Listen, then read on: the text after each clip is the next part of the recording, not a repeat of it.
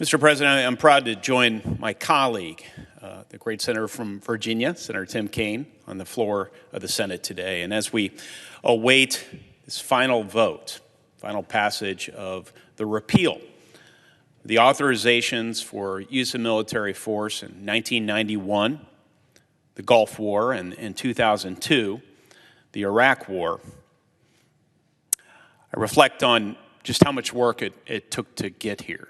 How much persistence, and I thank Senator Kaine for sticking it out. A lot's happened over the last couple of decades. 20 years ago, American soldiers were fighting that war in Iraq. Today, they are still there. They're advising Iraq's army at the invitation of the current government. 20 years ago, Iraq was our enemy. Today, Iraq is a strategic partner and ally in advancing stability across the Middle East. A lot has changed in the last 20 years, and yet, according to our laws, today we are still at war with Iraq. Now, this isn't just the result of an oversight. It's an intentional abdication of this body of its constitutional role in America's national security. And allowing it to continue is a strategic mistake. It's a mistake that disrespects the sacrifices of our soldiers and their Iraqi partners as well. It's one that could endanger their work across the Middle East. And it's central to our national security that we set this right. And here's why. Iran has designs on a path to the Mediterranean Sea. The world's leading exporter of terror wants to build a route to move manpower and materiel to its proxies all across the region. And once it reaches the sea, it will establish a foothold to threaten Europe. This terrorism thoroughfare would run through Syria, through Lebanon, and of course, through Iraq. Iran has sent many thousands of soldiers into Syria to prop up dictator Bashar al-Assad and co-opted regions of that war-torn nation. Lebanon's institutions are weak. Hezbollah, with Iran's backing, dominates many sectors of the government and the country. Iraq cannot follow this path. It cannot become a satellite of Iran. And Iran cannot be permitted unrestricted access across the region. Now, our advisors are fortifying and working with the Iraqi army to prevent this dangerous future. But we're undertaking this vital mission with a nation we are still technically at war with. The authorizations for both the 91 Gulf War and the 02 Operation Iraqi Freedom are both still on the books. These authorizations for long-ended wars passed almost entirely by members of Congress long retired. These authorizations are outdated. They're a detriment to our national security strategy. And they're an abdication of Congress's constitutional role in declaring and, yes, ending wars. In the centuries before our revolution, kings waged wars. Wars that their subjects fought. Reflecting on this history, our founding fathers placed the power to make war not with the executive, but with this branch, the legislative branch. And it's here, in our Congress, in the People's Congress.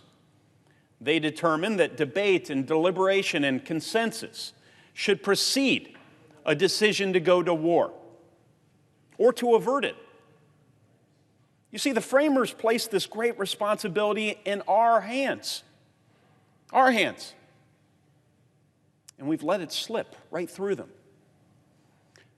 By allowing these authorizations to live on, long past their purpose, we have forfeited the power to make and to oversee wars to the White House. And presidents of both parties, have employed specious legal reasoning and used them as a justification for military interventions wholly unrelated to their original missions. So here's the choice before us. We repeal these authorizations, we restore a part of our system of checks and balances, or we let them live on, extending a permanent blank check for presidents to bypass Congress and authorizing military action. That's the choice.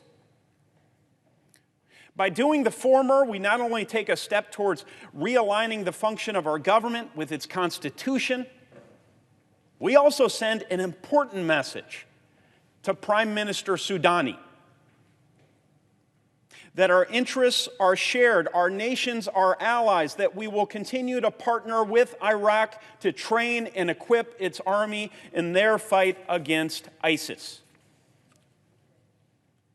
and that we oppose Iran's violation of Iraq's sovereignty and its ambitions of regional dominance, ambitions that endanger the world far beyond the Middle East.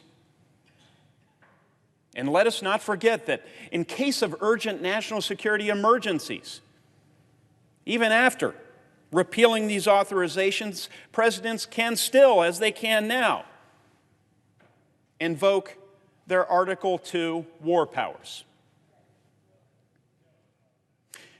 In closing, I just want to underscore the heroic legislative efforts, the heroic leadership that my colleague Tim Kaine has shown throughout this long effort to get this legislation on the floor, to persuade those around the country that this should remain a first-order priority, to persuade people in both parties that this merits our time and our attention, that these repeal efforts are important not just to this generation, but to future generations. Thank you to Senator Kaine and his team. I want to thank my team, my amazing national security team and legislative team for their hard work on this effort as well. I want to reiterate something I know that Senator Kaine agrees with, that repealing these war authorizations will give a greater voice to those whom we represent. We live with the possibility every day that our men and women in uniform could be called away to fight, to sacrifice their very lives for our freedom. We dread for that moment to come. But if it does, we must be certain that the American people are united behind the decisions we make here, and that our intentions are clear to our military commanders.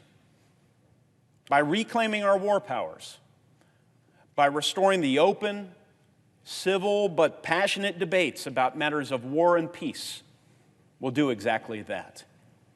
And our nation and its allies will be stronger and safer because of it. Thank you, Mr. President.